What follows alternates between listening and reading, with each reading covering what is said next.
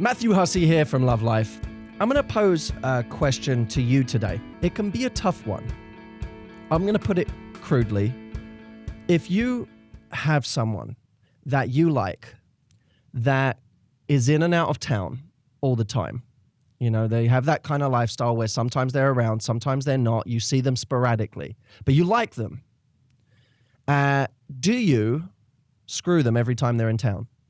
Now, the reason I ask is because this is an incredibly common scenario in the day and age that we live in. It's very, very common. Someone decides to come into town and they call you up and they say, hey, I'm back in town.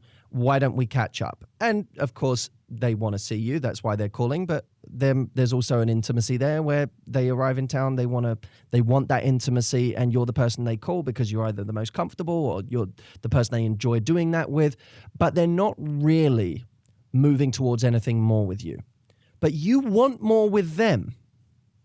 Should you do it each time they're around? It's a tough one, isn't it?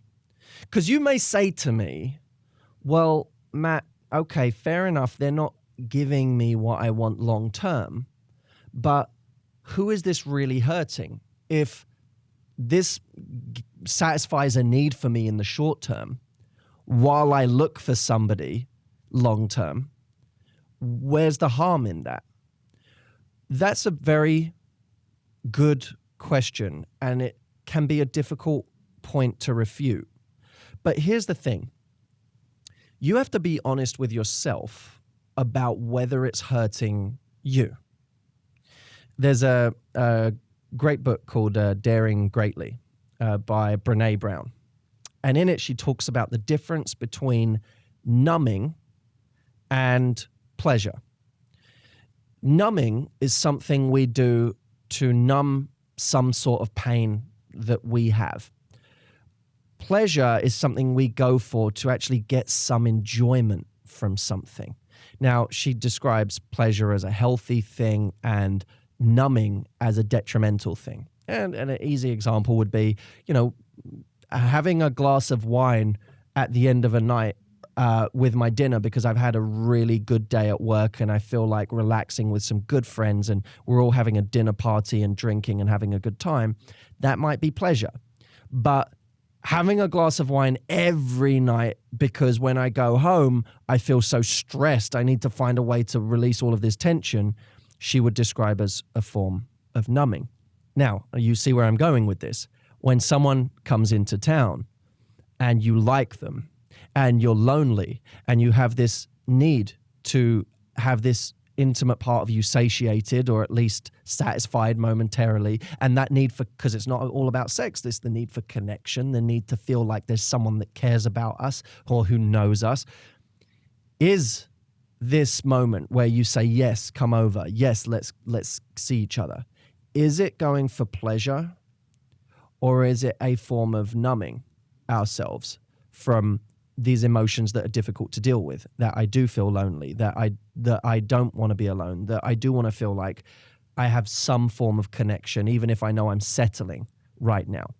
Are you going for pleasure or numbing? Now, the trouble is, when you really do like someone, it can quickly stray into numbing instead of pleasure. Because it's one thing to say, oh, you know what, there's this person I kind of like, and yeah, we have sex sometimes and we have a good time, and you know, I know I don't really want anything more with them, or I know we're not really right for each other, but we really do have some fun together right now. That might be pleasure. But if you have someone where it pains you every time you see them, because really when they leave, you're miserable that you can't have more with them, you start missing them, you feel dissatisfied, maybe even slightly used, but you still say yes because in the moment when you do get that person, it numbs all of those feelings of loneliness and lack of connection, then you might have something that you want to avoid. You may not want to do that with this person. Not only that, but of course, if you find that seeing this person on a semi-regular basis or even sporadically creates a kind of emotional tunnel vision where all you can think about is them and it doesn't allow you the freedom to go and be with somebody else because you're so caught up with them. I know that happens to so many people. They stop seeing everyone else because they're emotionally invested in this person.